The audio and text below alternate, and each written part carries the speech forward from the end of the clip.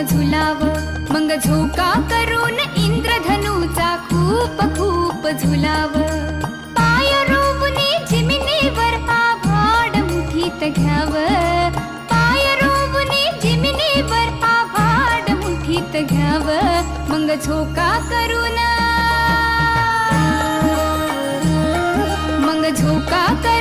इंद्रधनुचा खूप खूप झुलाव. आई अंबे जगदंबे, आई अंबे जगदंबे, माय अंबे जगदंबे.